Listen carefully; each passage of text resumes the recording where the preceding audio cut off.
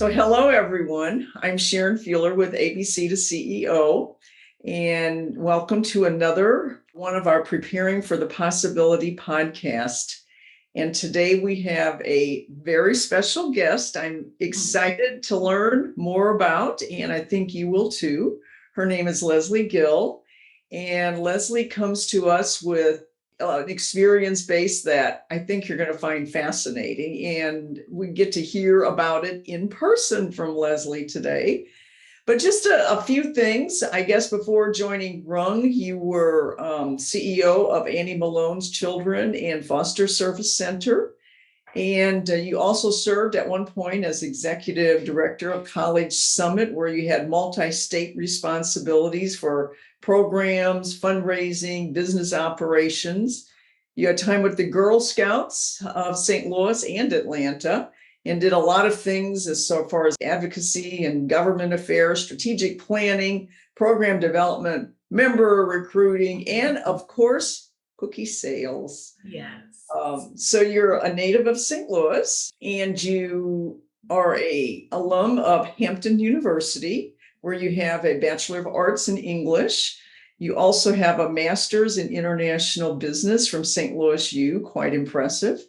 And you're currently serving on a number of boards, the board of St. Louis Art Fair, Public School Foundation, and Park Central Development.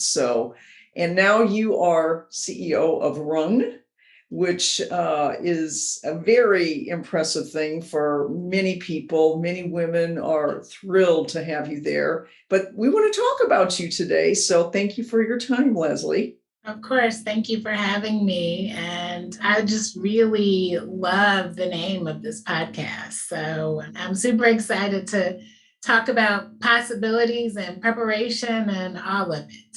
Well, that's why you are exactly the kind of guest we love to have and young women love to hear about. So why don't you tell me just a little bit about your current role and what you're doing, and we'll kind of go from there.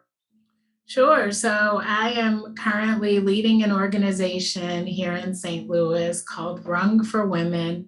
And we're really a startup. So we opened our doors in August of 2020.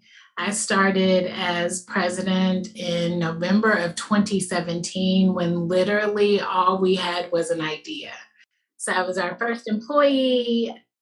Our founder had this amazing vision, and we worked together for several years with other stakeholders to really bring her vision to life. And so, I like to say that I'm sort of the chief unicorn, because it's such a special place. It's such a unique opportunity for the region, and a space for women to come and really move up the rungs of the economic opportunity ladder. We're really excited around the work that we've done just in our first almost 2 years, working with over 300 women to really achieve their personal and professional goals, to move into new careers where women are traditionally underrepresented, careers that don't necessarily require a bachelor's degree, but really focused on those middle skill opportunities that won't be obsolete or automated in the next 10 to 15 years.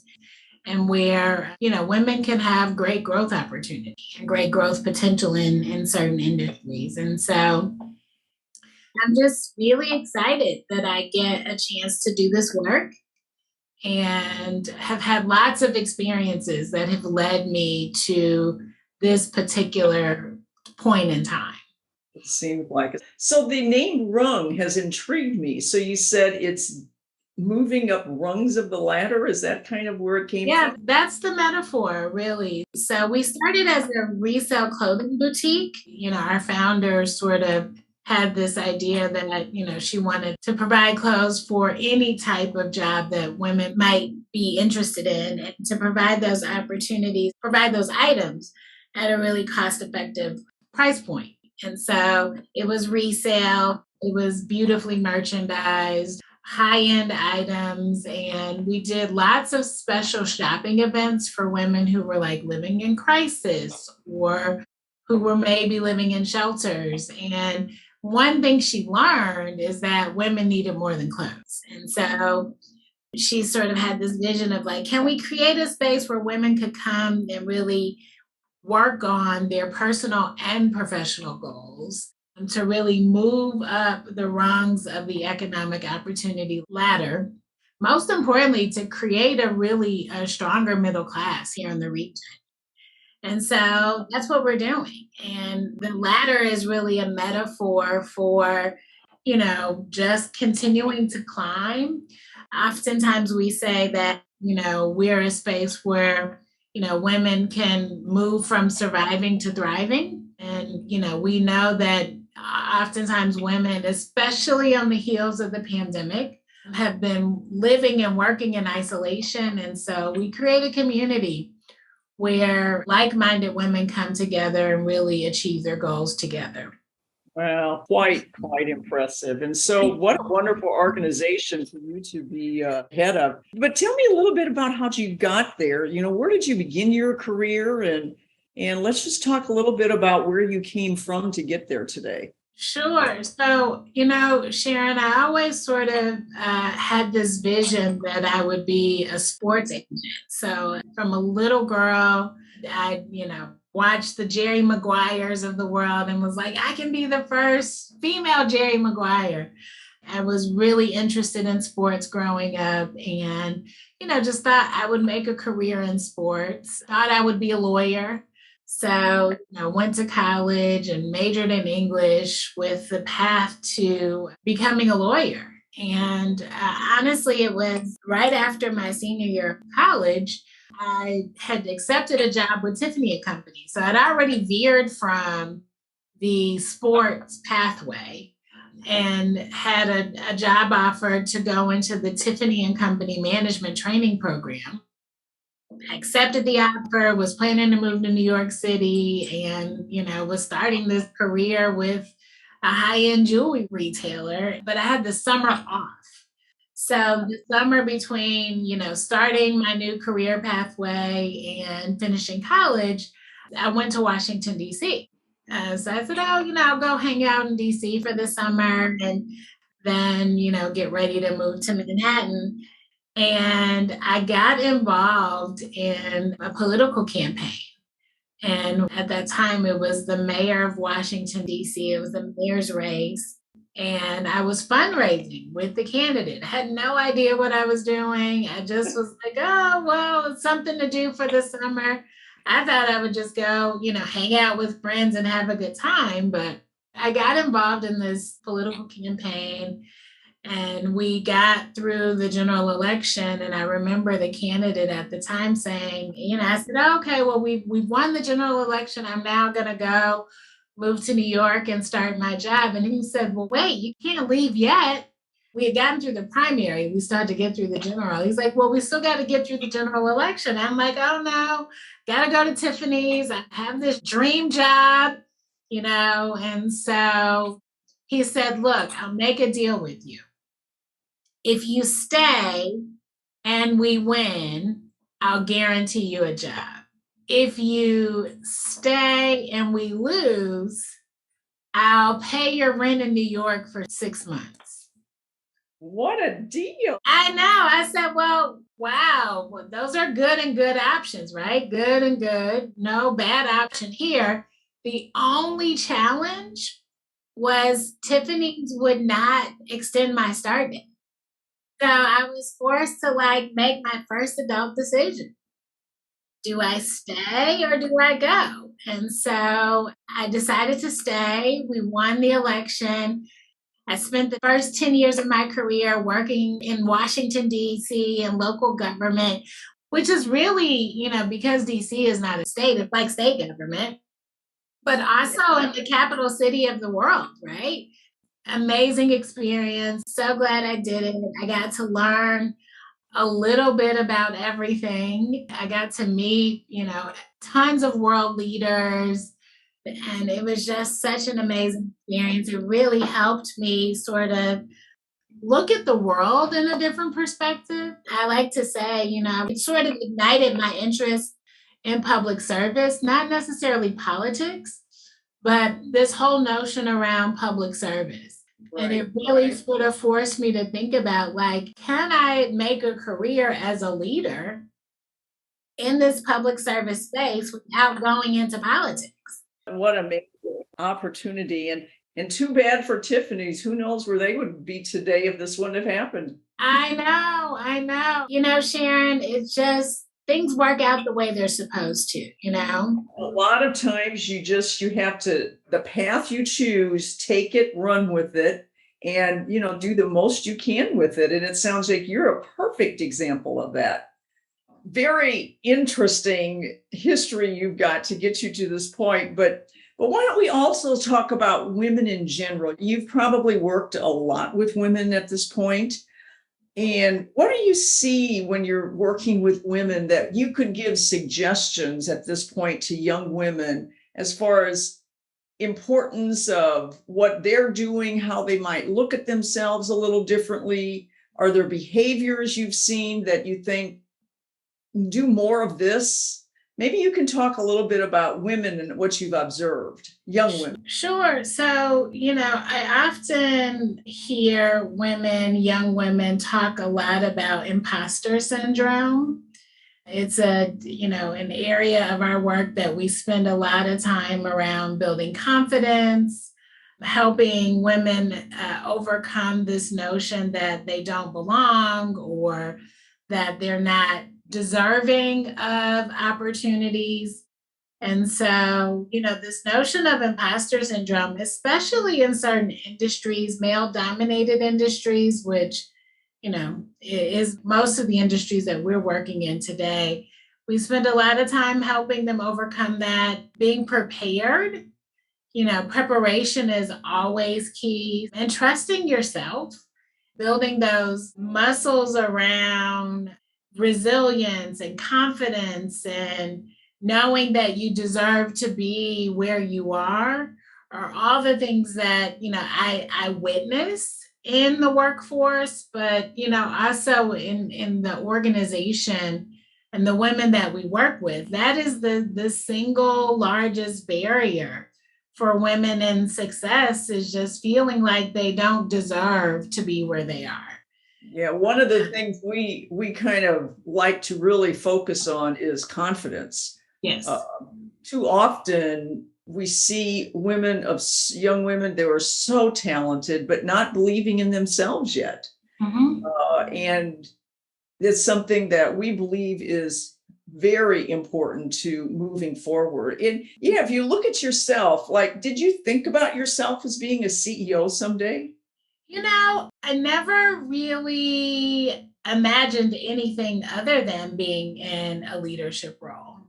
I, had some great opportunities and access to opportunities fresh out of college that really, honestly, Sharon, propelled my career in ways that I could have never imagined. So, once I left DC government and working for the mayor, I went right into a C-suite role. I was a chief operating officer for Girl Scouts.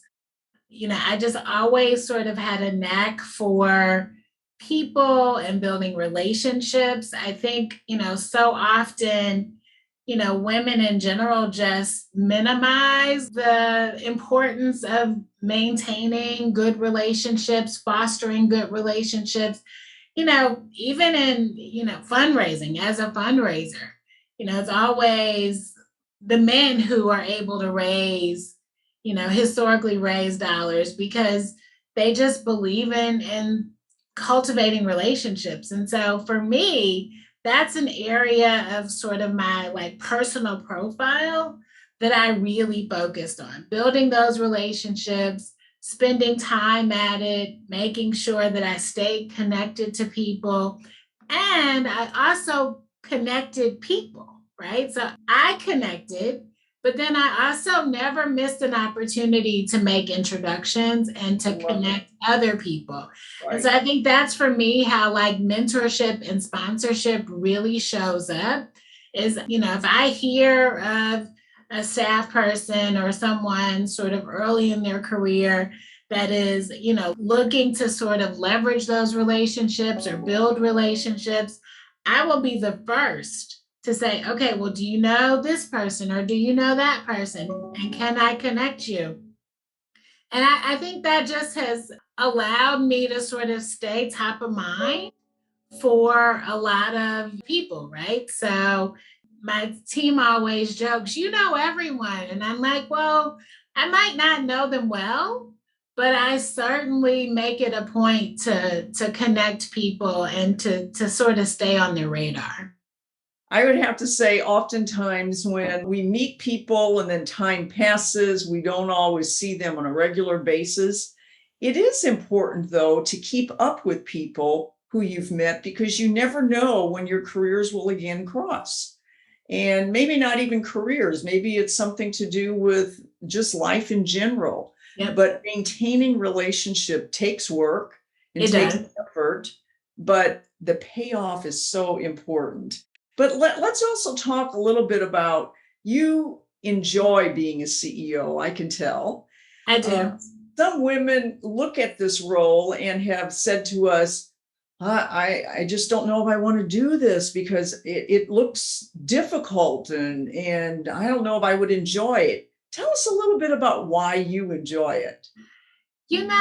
I enjoy people. I enjoy motivating people. And I really think, while, the CEO seat can be really lonely at times, it can also be incredibly rewarding, Right. especially in a space like mine where, I get the great fortune of leading an organization that helps women, right? We're not focused on making widgets or the bottom line, but our bottom line is the success of other people. And that work is really rewarding for me. It's also really rewarding to see our people grow. I love to see our team, accomplish their goals. I love to see a team member decide, that they want something more for themselves and they want to, figure out how they move up their own ladder. And so I think, the CEO role is like the cheerleader. And I think what's made me really successful is being accessible, right? And really fostering that relationship with my team, building trust is so important because oftentimes you hear, well, I've never talked to the CEO of, you name it company, right? And I just decided early in my career that I didn't want to be a CEO who was inaccessible. Right. I wanted to be someone who thrived in an environment where I, could motivate and talk to our team on a very regular basis. I love those both of those concepts of if you're going to follow somebody, you've got to trust them. Mhm. And if you're going to follow somebody who's your leader, you want to have access to them to be able to talk and make yourself available. So you have a daughter. I Um, do. so tell us a little bit about how you use your own experience to encourage her to maybe be a leader someday. I model the behavior in every interaction. She comes and sees me in action at work. I really look for every opportunity to allow that to happen. She participates in events where I'm speaking or being receiving an award or being on a panel. I just think access and exposure is so important. The adage, like, you can only be what you see, is especially important for girls and young women. And it is behavior that I model, it's behavior that I really encourage. We often have children in our building and watching what we do all the time. And so, I just think that's really important. That exposure is important.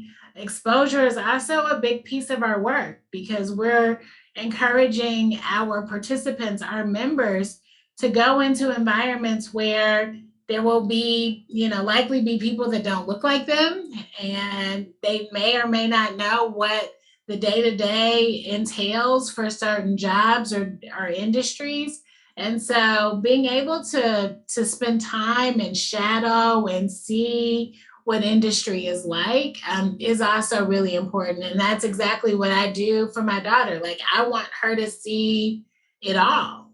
She may or may not choose to be a CEO, but it's not because she doesn't know what it takes. You brought up something that I think is so important. When women have other women as role models, it makes a difference. I mean, we all know there are wonderful male role models out there. That's not to take anything from male role models, but when women see other women, it makes it a lot more personal. It's like, and achievable, right? It's, if you see someone sitting in the seat that looks like you're inspired by that. And I mean, that's what I want to do. I have a team of 99% of our team are women. And, I really try to lead by example and provide growth opportunities for our team, exposure opportunities for our team, and ways for them to talk to me. There's one thing that I do every year is I sit down with each of our team members every January and just have coffee. Our entire team. So my calendar for January is already booked. I bring the coffee, the tea, whatever their Starbucks preference is. I bring the beverages and we just talk. And, so often, that those types of opportunities are not available. That type of access is not available for CEOs. Well, another question I have for you, if you're sitting in front of a group of, let's say, high school women, what would be the couple pieces of advice you would give them before they start college? I would say my first bit of advice would be, don't stress about a major. I'm a perfect example, right? I thought I was going to law school. And, unless you're like if you want to be a doctor, I think certainly like the medical path is one that you have to commit to. But if you're really unsure, I encourage high schoolers and, early college students, like, try it all, right? Because you never know like where you're going to have the most compelling and enriching experience. So try it all is really, my advice. Don't get so hung up on, I have to choose a major and I have to chart my path because, I have 4 years to do it. And, you don't know what you don't know. And so, that's something I learned early on. Like, you really don't know what you don't know. So unless you try things, you don't know if you'll like it. That's a very good point. So, yeah, the other thing I would add, Sharon, is I encourage, and I still do this to this day, is have your own personal board of directors. So those people who are going to hold you accountable to your goals. My board of director changes depending on what my goals are for the year. But I always seek out people who can help hold me accountable, not family members, not friends, people who don't know me that well, but maybe I decide, what, Sharon would be a good member of my board of directors for this year because she has a skill set that I'm interested in growing in. I would call you, Sharon, and say, hey, Sharon, this is my goal for the year. Will you hold me accountable? And so I would be honored to do that. I love that idea to have your own personal board of directors. What a clever thought. Yeah, I have done it for many, many years. And it's just a way of like checking in with yourself.